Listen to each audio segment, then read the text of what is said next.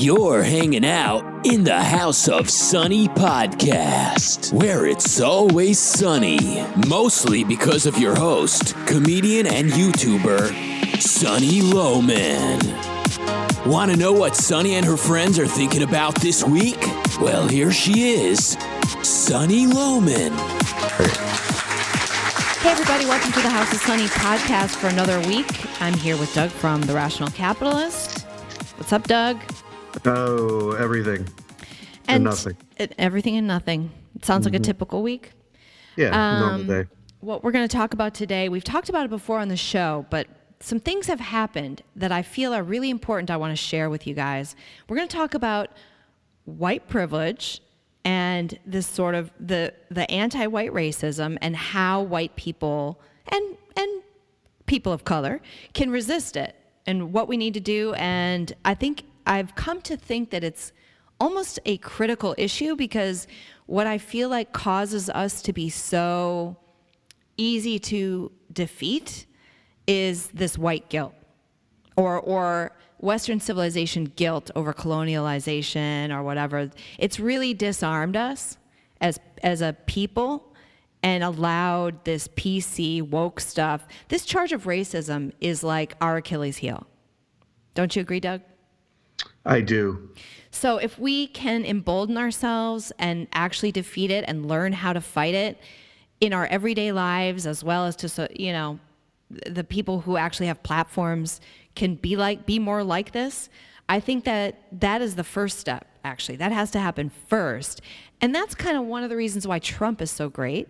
He's sort of the first major person to come out with no guilt and just be like, yeah, fucking Mexicans. You know what I mean? Like, to just not care that he's just so un-PC about, he's going to be America first. He may be wrong if whatever he's saying may be right or wrong, but it's not, he has no guilt. He brings no guilt with it. None of that race guilt, I guess, or culture guilt that everybody else seems to be soaking in. I grew up in a bad neighborhood, so I don't really have any of it. It's if you're white and you grow up around black people, you don't feel like they got less privilege than you or something. I mean, you're kind of right there in the thick of it, and you have the same teachers and everything. I don't feel like I had something more than they did, except maybe culturally. I think that black people need to look at their own culture and what's happened with the whole welfare state and all of that stuff. They need to be looking at their own communities in order to fix their problems if they want to talk about it in a group way. And that's kind of my attitude, but I don't think a lot of white people would say that out loud or could feel like they could say that out loud. And part of it is lack of knowledge. Well, yeah, and I don't even think it matters if you didn't grow up in a bad neighborhood. I mean, there's what basis is there for guilt if you grew up in a suburban family or whatever, white suburban culture and had a good school and everything else? Why should you feel guilty about that? You didn't do anything to harm someone else to get it. I mean, if you crushed someone or hurt someone or did violence towards someone, that's one thing. But if you grew up as a kid and you worked hard and did whatever you had to do, and that's not your fault. It's not your fault that other people are suffering. And, we should care about other people, but those people should care about themselves first. I mean, it really actually is bad for people who are having a rough time. It's bad for you in order to overcome your rough time to think it's beyond your control or, that people are keeping you down or something. It's really bad for you to think that. It's a bad psychology. It's devastating.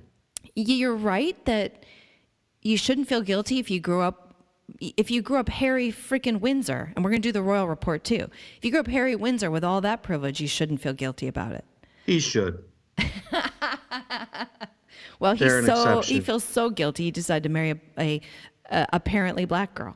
I mean, I think if you inherit a title and a royal, then screw all those guys. I'm willing to throw those people aside. But I'd say in America, if your parents are good people and worked hard and provided, and their ancestors provided something good for you, and again, this is all relative too. So some kids just grow up in like lower middle class or, whatever it is. Well, that's the thing too. There are poor white people. Shock everybody. Of course, there's more poor white. Yeah, there are more poor white people. But the point that they make is that because of slavery, their culture is screwed up or their communities are screwed up to this day. And so it's all goes back to slavery. How do we handle this? What do we do?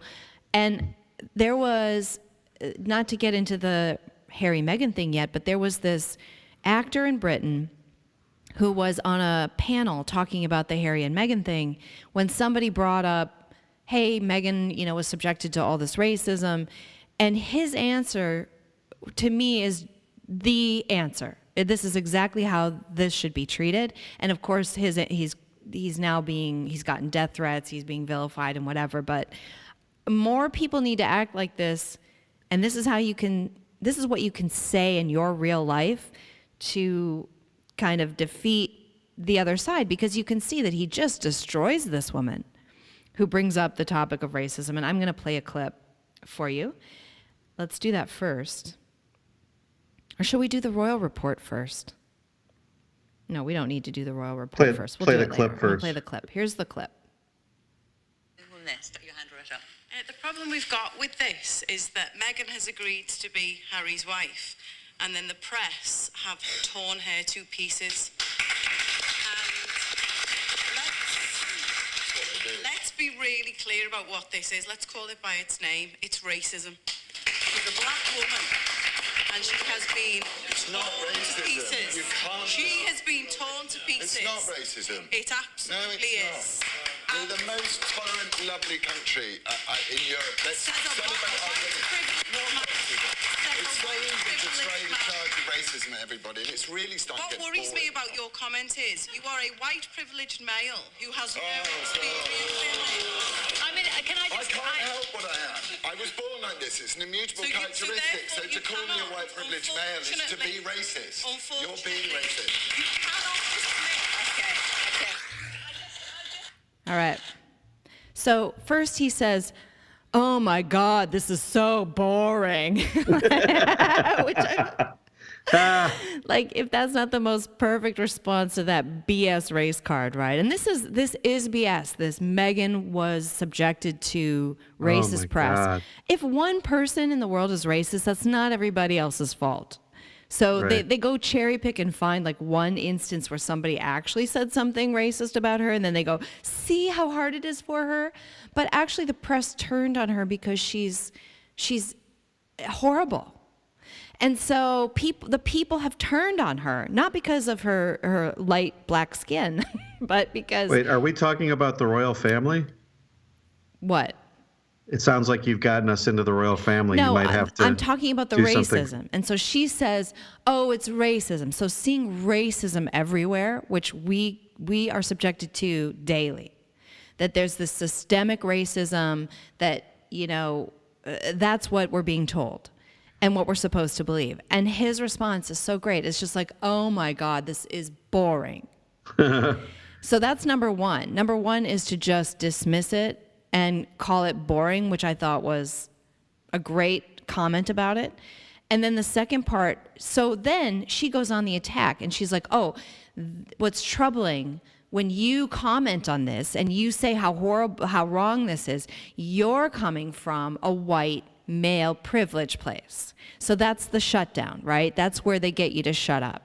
So you might have the courage to come out and be like, it's not racism and that's bullshit or whatever. But then they call you a white male or a white female or whatever, and then they shut you up. And his response is to go, I can't help it. I can't help my skin color. You're racist. Brilliant. Totally brilliant. And for those mild remarks, everybody's head exploded, which is great. It's great to see that because, you couldn't be more, like nothing he said was actually racist or anything, but people are acting like he lined up black people and shot them or something, Right. which further discredits them.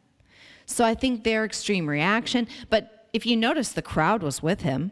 I don't know if you noticed that, but they were just booing her and cheering what he was saying. And And so I think average people are really sick of this. And another development that we had happen like last week was in Minnesota, a county has voted not to take any more refugees.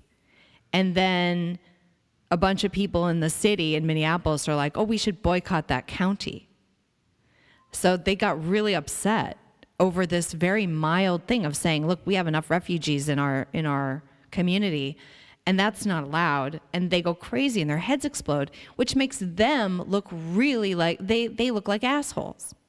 Right. So the message is push back, call them what they are, and then let them explode. Yeah, I think the explosion. Let them seem crazy and extreme. Yeah, I think the explosion is actually part of. As part of the positive result here.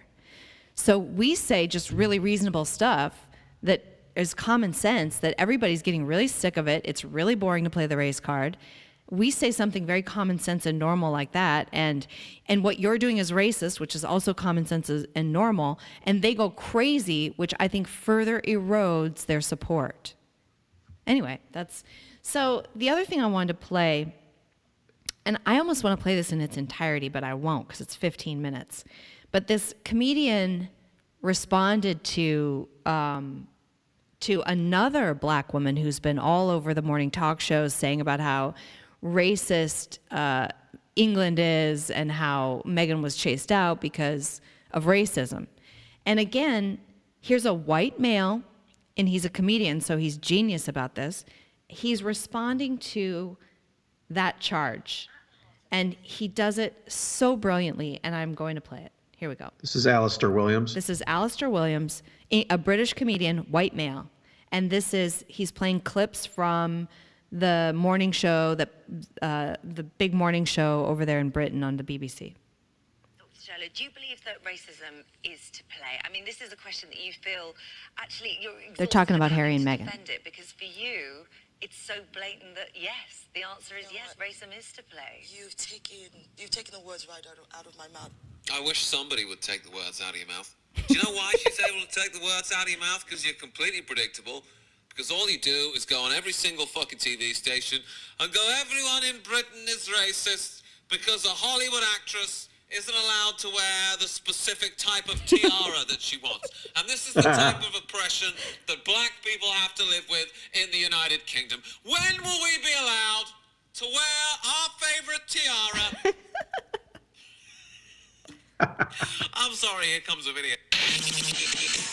Sorry, that was his introduction here. Okay, for those of you who don't know, here's a summation of what's going on. Prince Harry used to be everyone's favorite royal. He was a soldier in the army, he flew helicopters, he liked to drink and, date good-looking women and go to Vegas with his friends. He was almost fucking normal, and we all used to love him.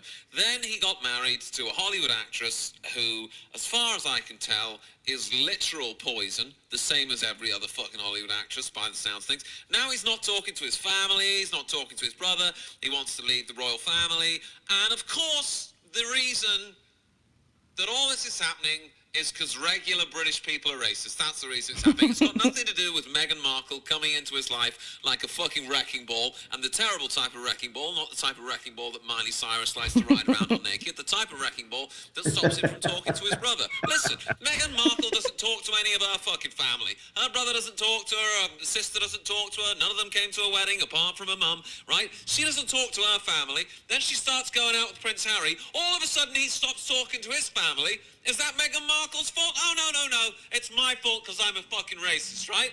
I'm sorry. I'm sorry for getting pissed off on this one already. I'm just fucking fed up with it. Nobody likes Hollywood anymore. Do you know why? Because you people are vapid. You people are self-involved. You people are up your own ass. You think the world revolves around you. And there is one institution that you will not come into and start taking it over and bossing it around, and that is the monarchy of Great Britain. Okay? Let's get on with the fucking video. It is exhausting when you keep hearing people either deny that racism is at the heart of this. People go, do you know why it's exhausting to you when people disagree with you? Because you're incorrect. It's like if I was trying to argue that the tortoise is the fastest animal in the world. I expect I would find that pretty fucking exhausting because people would keep coming in and going, no, look, this is a cheetah. It's really quick. I'm like, oh, this is exhausting for me. Yeah, well, it would be. And also, if it's such a pain and it's so horrible, why are you laughing? Why are you smiling? Why did you spend 2 hours in hair and fucking makeup? That's probably why it's so exhausting, because you're going on every single channel. I've seen you on the BBC. I've seen you on ITV. You're making an absolute career out of this. And who are you standing up for? The champion of black people, Meghan Markle. Do you know why she fell out with the Queen? Because she wanted to wear a specific type of tiara. Is this really the issue that is affecting black British people everywhere? This is the one that's resonating? You're all sitting around going, oh my God, poor Meghan. All she wanted to do was wear a diamond tiara like every single black person. It's criticism, but it's criticism steeped in racism. No, it isn't. She is starting to wreck the royal family, and we're not having it. Meghan Markle could drive a forklift truck through the wall of Buckingham Palace, and when we complained about it, this lady would be on TV going, racist! This is racist! What a race! You only hate her because she drove that forklift truck through the wall of Buckingham Palace with slightly black skin. I mean, we'll come to that later, right? Slightly black But skin. like, if you're a member of the royal family and you start behaving in an appalling fashion, people get annoyed about it. Why do you think people were annoyed at Prince Andrew? Because he's white? No, because he was hanging around with the emperor of all the pedos. Okay, that's why Emperor we're of annoyed all at Prince pedos. Andrew. Not because he's white or he's bald or anything else. It's because he wasn't behaving in a way befitting of the royal family. And Meghan Markle is not behaving in a way that is befitting of the royal family. Prince Harry doesn't talk to his brother anymore. Okay, that's a big fucking problem. If you really love someone and you get in a relationship with them, you don't start breaking them up from their family. How do you know it's Meghan, Alistair? She doesn't talk to her own family. So I'm going to stop it there because I could play the whole thing. You guys got to go check it out. I so will great. put the link in the comments, but just like, let's get a little righteous here. Let's stop being gaslit. When you see what you see, speak out. No, this isn't racism. This woman's horrible. That's it. You know? I love his the colorful way that he what he calls Epstein the emperor of the pedos. That's so great. It's the best. It's so great. So funny. So that guy's hilarious. And I shared that video on my Facebook page, and it got no likes, 0 likes. Oh, And I've never had 0 likes. That's just impossible for me unless Facebook is Throttled. completely throttling it. Yeah. yeah, And totally. I shared it to my personal profile. And I never share stuff from my page to my profile because I try to keep jokes and politics over here and like personal stuff over here. And I shared it and no likes. Whoa. Not a single like. Creepy. And nobody is seeing this video. And so you guys need to go watch this video because it's not about Harry and Meghan, okay? It's literally, you guys have to think bigger. And maybe it's time to do the royal report. But I do have something to say about this all. The thing going on with Harry and Meghan is bigger, and so we need to pay attention to it. So let's do the royal report. Here, a fan of the show made us a little intro. Here we go. Now it's time for the House of Sunny's Royal Watch. Nice. Okay. So another recommendation I'm going to make is go listen to the Spiked Online editor's podcast interview with Lawrence Fox, the guy who was the one on the morning show who said, this racism charge is so boring. So that blew up. That's a big story over in Britain. So then the Spiked Online guy had Lawrence on his podcast for an hour. And it is a wonderful show. And they talk about the Harry and Meghan thing, but they talk about it in this wider cultural context. And I think that that's really, really interesting. And I have a couple of things to say about that. So it really is the culture clash. You've got the conservative, tradition, history, values, putting off, like immediate gratification, for bigger values, self-responsibility, duty, things like that on the one hand. And then on the other hand, you have this kind of millennial sort of, it doesn't feel good, kind of a narcissism, a short-range mentality, a materialism, a vapid shallowness, a lack of kind of keeping context about presentism. Presentism is a perfect word for it. It's the royal family's been around 1,000 years, and you're gonna no historical context. You're gonna snub your nose at the value of a life, of service in the royal family. And you can argue. The Spiked Online guy, he said, he's not a monarchist. He's actually a Republican, which means that he's over there. That means that they actually think that there should be no monarchy. And he is that, he said, but he still thinks, he still found himself being like, whoa, it's like almost anti-Britain, you know? Yeah. So to me, it's really obvious that it really is the two. And if you see who falls down on the Team Meghan versus Team Queen, it kind of is political. It's like you have people who are on the right are kind of Team Queen, and people on the left are Team Meghan. And think there's racism everywhere, and think that she was chased out, and so on. So it really is kind of a perfect little microcosm example of what's going on in our wider world. And for those of you on the right who tend to not pay attention to things like Harry and Meghan, their culture, they're part of our culture. And so you listen to politics and stuff, and then you look down at paying attention to celebrity gossip or something. But this actually does have something to do with our world and what then ends up being our politics. And so it is kind of important, that a woke, progressive, feminist American actress just sort of dropped a bomb into the traditional British value royal family. Doug?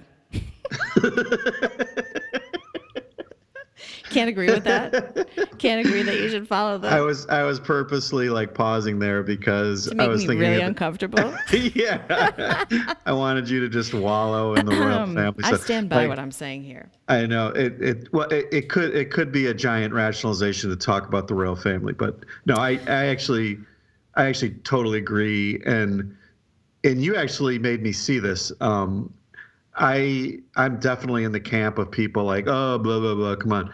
But the fact that now you've got these people coming on these shows claiming that she's being pushed out for racism, you're absolutely right that it's a microcosm of the wider culture war. And the sort of meta issue that's so funny to me is that the idea that we're worried about this stuff in this context, the royal fucking family. Like he said, it's over what kind of tiara she wants to wear. So, I always have this sense of, come on, are things really this bad in this country? Really? You only have 2 cell phones and 2 cars and 1 house and 2 microwaves and 3 TV. I mean, this is considered poor in America. And so we're all complaining, or these people are complaining over how rough they have it. And to me, this is like a microcosm of that meta issue of just, let's get some priorities and context here. No one's life is that bad in this country. I mean, that's some the thing. people it's really bad, but for the most part. Meghan has this beautiful life, and then she starts saying, it's so hard. Poor me. I'm the fucking princess. I need to thrive, not just survive. And therefore I'm going to blow it all up. And that is exactly what the left is doing. They have this beautiful life. They live in this beautiful country with all this opportunity. But, everything isn't perfect for me. And so I'm just going to blow it up. Exactly. That's exactly my point. It's this sort of willingness to just completely upend your society, your civilization, cultural norms, without even a thought to what got us here. Why are we all the good things we have, like who provides all that? How did that come about? And if there are injustices that you feel are injustices, then deal with them, but always put those in the wider context of what's good. And to have this sort of seething hatred of your own society based around your perceived injustice or some perceived injustice without that wider view of how good things actually are, that's what drives me effing crazy. Like I'm the first person, for a reasonable person to say, hey, see that guy over there? There's a bunch of homeless people over there. Boy, that's really bad. I wonder what's going on. Well, yeah, let's try and do something about it. But to then say there are homeless people, therefore that's an indictment of our entire world or society. We should all feel guilty and go do penance somehow and blow up our system. And, that's another form of sickness besides the underlying bullshit issue here of racism. Just this like lack of context, lack of historical awareness, lack of pride, lack of any sense of, history and any gratitude for what you have. And that's partly a function of being young. Because I don't know if you agree, Sonny, but I was more this way like that. When I was in my 20s. Yeah, that's true. That's true. But I can see this. In other words, I'm just saying, like, when I was 18, I just blow everything up. This is all bullshit. I just want to change everything. That was sort of like, the typical young person attitude until you get older and you're like, oh, wow, a lot of people worked and died. And, there's a reason why this is the way this is and so on and so forth. And you start to have some gratitude. There's a sense of sacredness about your community, your life, the people around you, everything that everyone's done for you and your country or your community. And so you start to take those things more seriously, but there's no excuse for these older people that should know better. Well, one of the things I loved that Lawrence Fox said, and one of the important things that he said, his first reaction was, the English people are lovely. We're this lovely country where we've welcomed all these people. Like, the first thing he said was, no, absolutely not. The English are lovely. We're a lovely country. Yeah, good point. And again, that is exactly how we fight this, is you have to assert, we're freaking great. I realized there was slavery here, but there was slavery worldwide. So, it was a thing. It was part of the times. And so and we banned it in the West. We got rid of it. It's not it was still fault. Going on in other parts of the world today. And the whole lie about how white people landed on the shores of the beautiful, pristine Africa where everybody lived in peace with the animals and each other, and then the white people went in with their nets and captured the black people and dragged them over to the United States, Total lie. It's like a complete fabrication. You living in tribal Africa wasn't exactly fun. And I was reading just an article about, it was actually a transcribed speech. I really should probably find this. And go back to our show with Alex Marriott where he talked about the history of the slave trade. Yeah. And the fact that it was blacks and other black kingdoms that were selling their enemies. Well, that's what I was into just going to say. Yeah. Even before a white person stepped foot in Africa, the tribes of Africa were selling slaves in Egypt and so on. So they would, take their little caravans over to the trading places in northern Africa, and they would sell tens of thousands of men and women into slavery in the Arab world, in Egypt. So everybody needs to get over it, or not get over it, but it's certainly not our fault. Like, it's just not something that we need to take any ownership over and apologize for. It's done, It's so far in the past. And it was also universally done. And black people did it to black people. Everybody did it to everybody. White people were slaves. So there's just all this lying about it in order to make us feel guilty. And the other thing that I learned was talking about this article. It's in Front Page Mag. It's a transcription of this guy in Africa is trying to get the message of the true history out of slavery and colonialization. And the other thing is, a lot of the Africans wanted the white colonialism. They wanted these people to come and take over their government because it was better. So a lot of times it was done democratically. And that whole thing has been shoved under the rug. We can't know that. We have to think of it only as a conquering kind of thing. Yeah, it's no longer like a history lesson in terms of, well, let's figure out just what happened, why it happened, what was the context at the time. Some of it was good, some of it was bad, from our perspective. But you always have to understand history in the context of the time and like what was going on. And then let's learn from that. And then let's move on. But that's not how history is taught today. History is all a political weapon to be hurled against Western civilization in order to justify the power of the left and to inculcate guilt. I was just going to say that, not just to justify their power, but to disarm us, to make us not assert, hey, no, we're fucking great. We're lovely. We're lovely. This country's awesome. This country's amazing. What's funny is stop feeling guilty about it. Right. Is like your first reaction when you hear a charge. Whenever anyone charges you with anything in life, your first reaction is usually defense, because that's, I don't know, it's a human psychology where you're like sort of almost polite, like, no, I didn't do that. Why are you saying I did that? No, well, you try and sympathize with someone and understand, and we have to, like you're saying, you have to go beyond that now. Your first reaction should not be empathy or understanding. Now that we know that this is really just a weapon being hurled at you, you just have to immediately counterattack it. Yeah, we have to start getting righteously upset about it.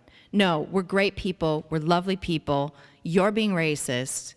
I'm not going to apologize for what I didn't do. I'm not racist. You're racist. Like, it has to be like that. That's the story. Yes. And everybody in their everyday lives needs to start saying that. Speak out and be like, I mean, literally, this is so funny, but this is why it's okay to be white. You know that saying that people are posting stickers, it's okay to be white, and how that drives people nuts? Just that simple, cute, polite statement. It's okay to be white. It's okay to be American. It's okay to be Western. It's okay to be British. It's actually lovely. I feel like I want to play more of this because it's so funny. And if that fails, then call them, do what we've said before, then just say, well, okay, you're a pedophile. You're going to accuse me of something I'm not. Yeah, I'm not, then I'll just accuse you of something. I think the key is to let's go on the offensive here. Let's stop being on defense. And I think Lawrence Fox did that. Oh my God, this is so boring, he said. And then you're racist was his second remark. And then this Alistair guy this white man is unabashedly attacking a black woman with, this woman literally has shells braided into her hair.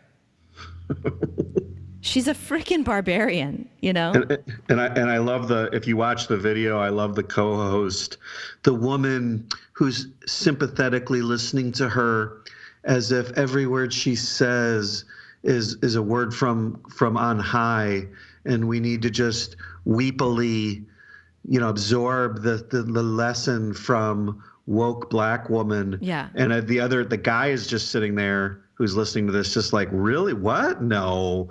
And then they cut to Alistair. He was being so polite. Like, relatively speaking to Alistair, but I guess he pushed back a little, and maybe we should play more of this video because he says, well, what's your evidence for that? And she's like, I don't need evidence. I mean, it's so good. Okay, let's play that. That was great. Because it's really just a genius video. Prince Harry was fine before she came along. I'm not supposed to put two and two together. Do you want me to play you the clips of Prince Harry embarrassing himself, talking to the head of Disney, and Meghan Markle standing in front of him? Do you want me to play those clips? Well, I'm going to. Well, I'm fucking going to. Let's play this. So I'm going to fast forward by these clips because he plays the clips of Meghan Markle, of Harry shilling for Meghan Markle on the red carpet with Iger with from Disney. Iger. Meghan and Harry go to this black tie event. They're in gowns. Meghan's talking to Jay-Z and Beyonce, and Harry's talking to the head of Disney saying, hey, she does voiceover work. She's available. I mean, it's so cringe. And then he plays the video of Meghan Markle. Harry's talking to a group of people. He's actually actively in the middle of a sentence, and she steps in front of him and introduces herself to these people. I saw that. Because I guess he forgot to introduce her or didn't introduce her and was talking to them first, and that pissed her off. So she just literally physically stepped in front of him rudely like that and starts introducing herself. Like, if, it's horrible. Anyway, watch this video if you want to see that, but I'm going to forward past that, and then we're going to play another clip of this woke black lady on the morning show here. Here we go. Let's see. See if I can get to it. To get me voiceover work from the head of Disney, even though you're a prince of the United Kingdom? Are you ready? Are you ready to bring me over here? I want to talk to you about the specific type of tiara that I want to wear. And if you disagree, you're a fucking racist because I'm a little bit black, apparently. And look, I think the difficulty here for a lot of people is that they do not understand this thing. And the thing is that it is not the job of black people and ethnic It is not my job to educate white people on racism that is perpetrated by white people. Oh, really?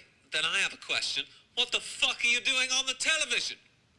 Lady, this is literally all you do. You spend 2 hours in hair and makeup, you get some red beads on your head, and then you sit there and you go, white people are bad, they're all privileged, I'm better than everyone else, the white people are wrong, white people are evil, white people are privileged, white people are inherently bad because of the color of their skin, and I know that because I am an anti-racist. Are there any questions? White folks need to go educate themselves on the racism they perpetrate.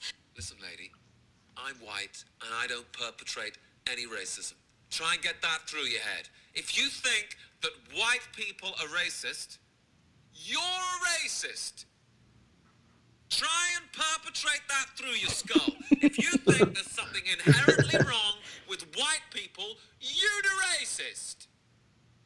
I love this guy so much. Can we get you some fucking education on that?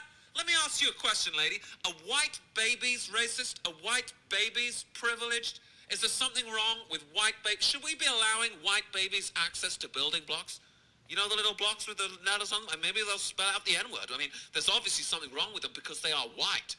They're not like you. They're not pure and black-skinned and marvelous. They're white and evil and terrible, right? And you're allowed to go on the fucking television and start saying there's something wrong with white people. Just do the computing in your head and figure out if someone goes on television and flips that around and starts saying that there's something wrong with the way black people behave. Do you think they'll have a problem? Of course they'll have a problem. Do you know why? Because they'd be a racist. Because they would be a racist.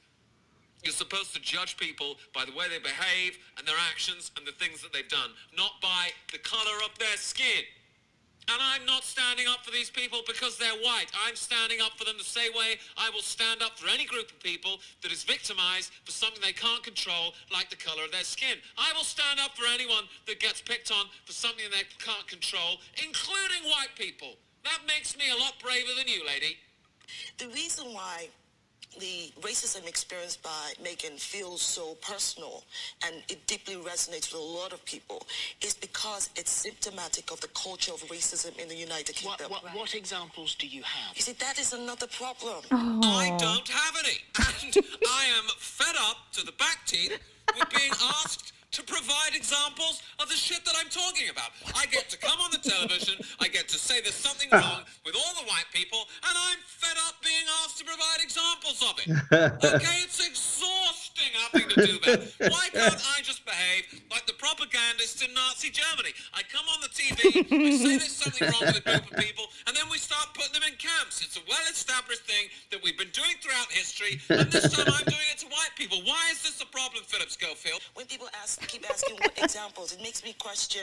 It makes me question, where have you been the last 2 years? What have you been reading? What have you been listening to? I've been living my own life. I've been living my own life.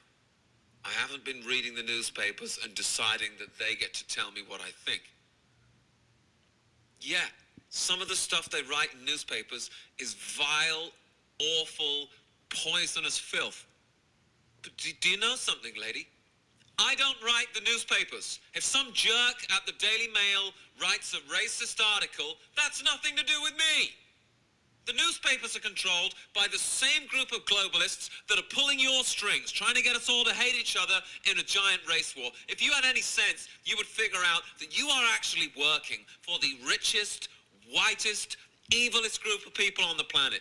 They want us all at each other's throats. They want us tearing each other's faces off.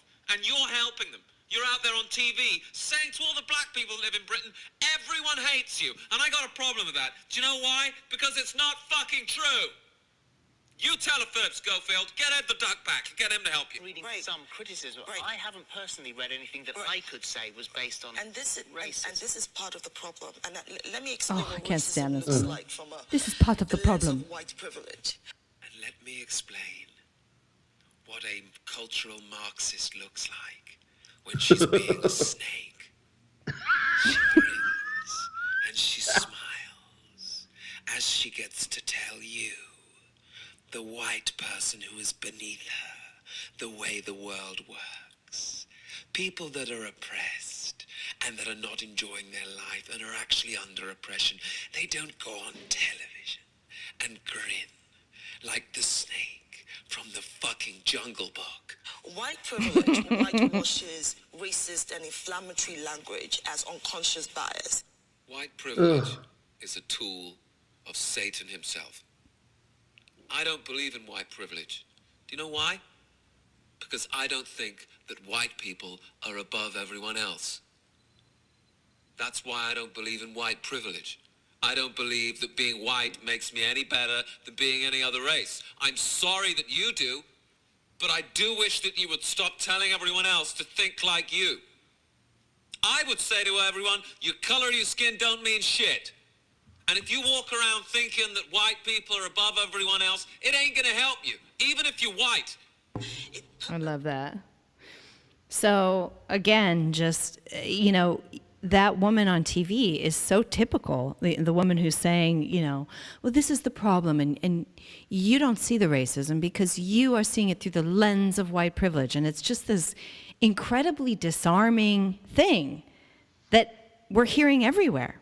Oh, that's the curriculum of every university and college in the country right now. Right. I mean, absolutely. That's 100%. She's 100% representative of everything your kids are going to learn in college. You know what else they're going to learn? That meat is unhealthy. Correct. I just read today that there's actually an initiative, like a funded freaking initiative, to provide curriculum for schools to indoctrinate children against eating meat. Ugh. You mean public? Yes. Wow. So that's just become like I told you last week PC we talked Principle 562 then, that's unquestioned. Right. You can't question it. We talked last week about veganism and how it's going to get shoved down our throats. And then this morning, I come across an article where they've already got a curriculum set for this that's been rolled out into the schools. Yeah, we have to start. I mean, you have to start getting involved and rebelling against the school systems. We have to start figuring out how to defund public money for colleges and universities. This is so real. This is hardcore real. They're going to tell your kids that if they eat meat, they'll destroy the earth, and that it's also bad for them and unhealthy for them. And if they go vegan, they're going to be sick. They're going to be sick. Yeah, physically. Well, it's not true. I mean, it's just a political agenda. But it's like the political agenda is what? To destroy humans? I mean, that's like what it feels like. Let's take the food that humans need to survive and be healthy, and let's make it taboo. Mm-hmm. And let's convince people to stop doing it. We're not going to pass a law banning beef. And I told you it was going to be underhanded. I told you it was going to be through regulation. It's going to be through indoctrination. But you know what is healthy is transitioning from a male to a female at age 5 having your penis with hormones cut off and taking and listening hormones. to drag queens tell stories. That's really healthy. But if you eat chicken, no, that's devastating. So I'm trying not to get all worked up, but I guess the message I'm trying to bring today is we've had these two really great examples. We've had Lawrence Fox and then this guy's video. Go watch it because it's kind of like, this is how we fight it, to me. And if more people are like this, it'll fizzle and die. But yeah, the whole institutional indoctrination of the kids to all of these things is so tight. It's so organized. And it seems like we're having a cultural moment where, maybe it's an inflection point where you're seeing with Ricky Gervais and Dave Chappelle and some of the other public blow-ups that have occurred where Louis C.K. went back out on tour, where people are not really having this anymore. I think the average person is you can just see it in the elections. The average person is really sick of it. Again, and I've said this before, 2020 will be very interesting. It'll be interesting to see how many people switch and won't vote for the Democrats and the crazy that they are now selling. Yeah, and you just got to keep pushing them to more and more extremes. I love what happened in Virginia, where, tens of thousands of people gathered together to fight back against the government there. And, it pushes them to having to become more and more extreme and be more clear and transparent as to their real motives. When you question them and you say, like what we're saying here, like, I'm not racist, you're a racist, see what their next step is. Like, what's the Virginia government going to do now? Are they going to try and send police into people's homes to get their guns? Because that's war.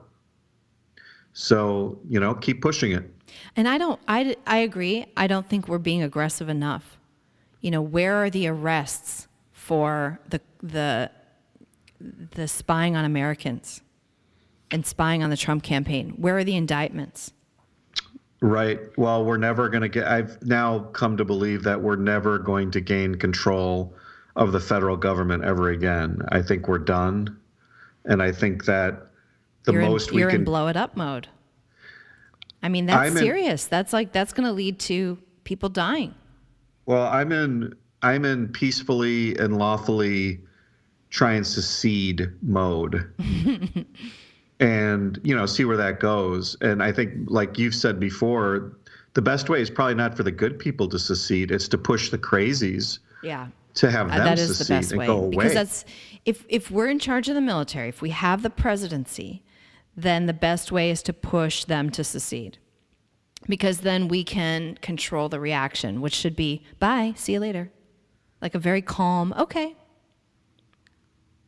But if they're in charge of the military, if they have the commander-in-chief job, then that won't work. Well, right. There was a not to get off on a huge tangent, but there's a crazy leftist that is in a Harvard Law Review, this Millhiser guy who was pushing this idea. This goes to an idea where no matter what your contract or your compact or your constitution says, if you have bad people and corrupt people, it's going to fail. And these guys now on the left who are admittedly saying, well, our ideas are crazy, but let's just kind of talk about it. They're trying to literally form, this is their theory, is to try and create more states in the country, like in Washington, D.C., where you would create, hundreds of new states. They're trying to figure out how to pack the Supreme Court, like right. FDR did.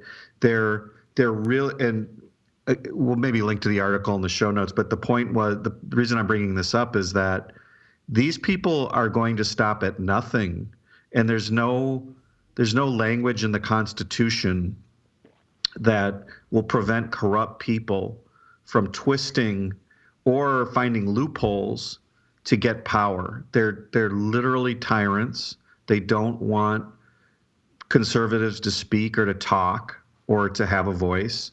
They want to rule. And so, the problem with these people is that they've taken over so much. So it's not just the sort of people in charge, but they run Hollywood, they run the universities, they run the elementary schools, the high schools, they run most of the federal government. What is it? What is the Democrat voting rate in DC? It's like 90%. All the people who work in the federal government are Democrats. And so I don't know how you get them out of that position, but I do know that the culture has to turn first. I think that we're seeing that. But I think what you and I have talked about is, do we have time for this? Do we have time for this kind of, okay, we'll have a cultural revolution and then we'll have a slow march through the institutions to take them back and then we'll be free 50 years from now? Right. No, we don't. I mean, the demographic shift occurred actually about 5 or 10 years ago, where now you have, I think they said it's about 8 or 9 to 1 liberal to conservatives in the universities. It's 90% in the media are liberal to conservative, and it's the same in the bureaucrats in DC. It's the same in Hollywood. It's the same, like all the major cultural institutions now are like 90%. And so, no, we don't have 50 years to do that. And I really think we've kind of lost. I think the federal government is so large and there's so much money pouring in, they'll never give that up without people somehow walking away. You just got to walk away from it. There's not going to be a hearing where the Congress votes themselves and votes the people that are pulling their strings out of trillions of dollars. Like, hey, Congress, let's have a vote where, we're gonna cut $1 trillion out of someone's budget. I mean, it could it's just never happen. Gonna happen. It could happen because, again, with a cultural revolution, it could happen. But, the culture has to change first. And I guess I'm encouraged. I see a lot of change in the culture. I see a lot of pushback, but I don't know if it's enough, and I just don't know that we have time, because like you said, these people are super aggressive and they'll stop at nothing. And we're at this point where they're going to ban meat, or like we're not going to be able to be healthy. We're not going to be able to eat a human diet. And I don't know if there's time. I'm just trying not to be so pessimistic, I guess. But well, I guess here's the thing is, the first step in this, I kind of went off on a tangent on the government, but the first step is what you're saying, which is not to be apologetic. They are unapologetic. If you watch videos of these people and like what Elizabeth Warren wants to do or what Bernie Sanders wants to do or any of these leftists, the Project Veritas stuff that's come out about wanting to put people in gulags and concentration camps, these people are not apologetic, and that's why they win. Because that's how you seize moral high ground. Right. Is that's how you seize come the moral off high ground. And you seem wishy-washy, when you accept the premise of your enemy and sort of backpedal. Like what you're saying here is no. So the first step is to be unapologetic and to positively defend your values. So you don't say you say things like England is lovely, America is great. You don't say, well, yeah, we got a lot of problems, but no, you start with, no, America's great. This is a great country. It's wonderful. It's lovely, whatever. So you assert your positive value. And that's kind of all we can do right now to stem the tide. And then, like you said, I think over time things will get better. But if we don't do this first, it never will. We're seeing more and more people in the public eye doing that very strongly, whether, it's Trump, it's Lawrence Fox, it's this other guy, Alistair. It's a lot. There's a huge momentum behind the pushback culturally. Yeah. And I find that exciting. I mean, I think the majority of Britons don't like Meghan Markle. They don't like it. And the fact that she's embraced by the weirdos in Hollywood, but I think, most people, if they were paying attention to this in America, would be like, oh, she's toxic. She's poison.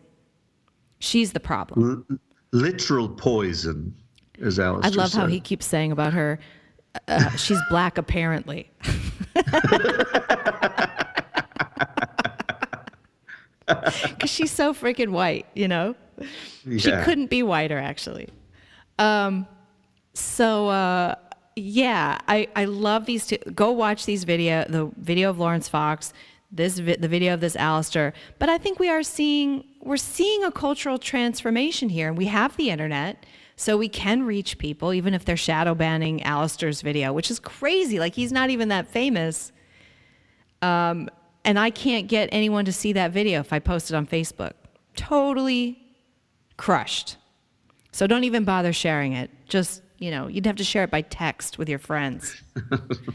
But I'm seeing that. I agree with you that the federal government's out of control, but I don't know. It's just hard to see. If we can marginalize these crazies a little bit more within their own group, that's the key to me, is if more people on the left or Democrats, the more crazy they get, the more you have that walk away movement.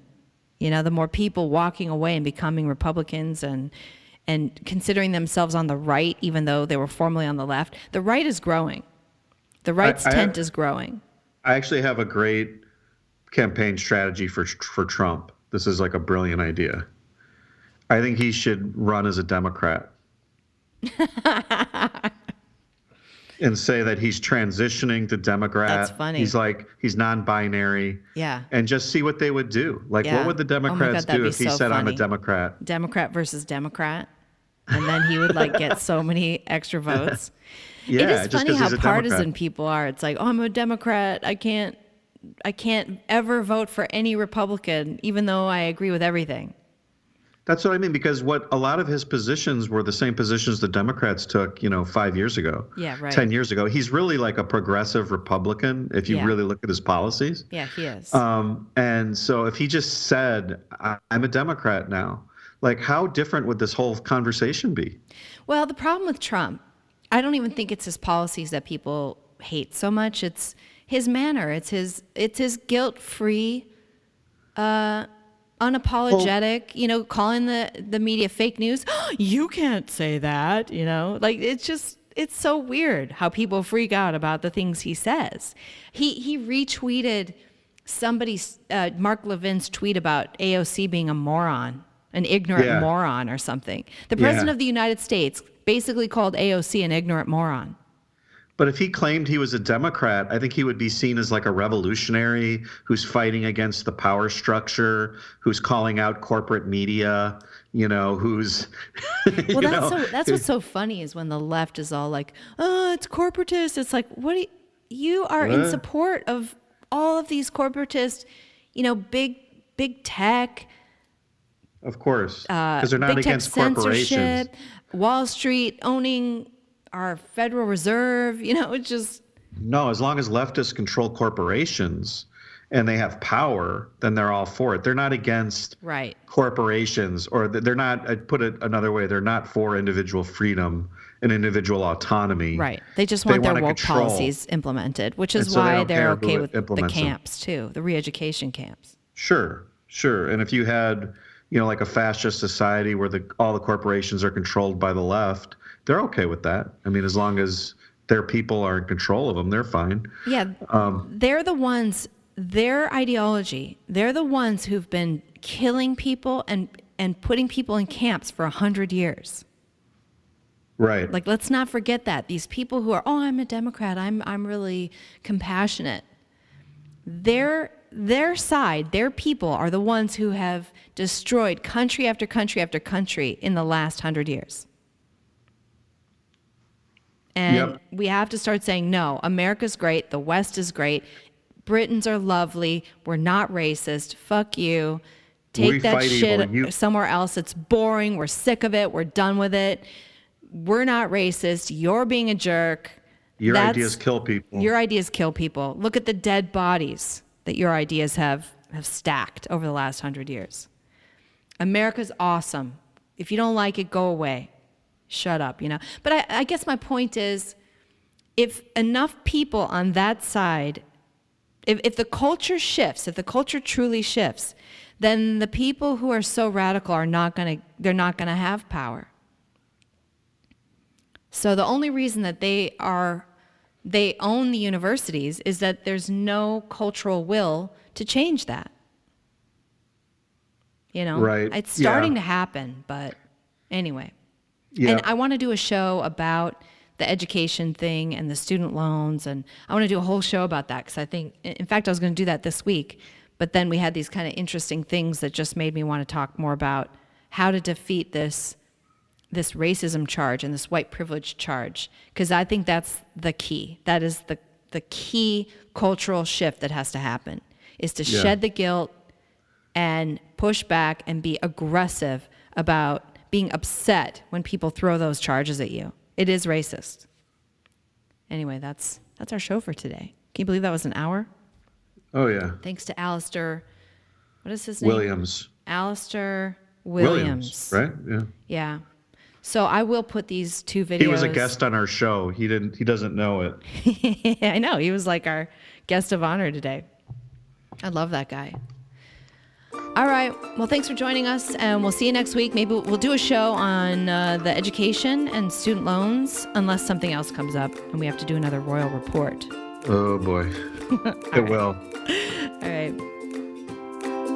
Thanks for listening to the House of Sunny podcast. Go check out Sunny on YouTube at her channel, House of Sunny.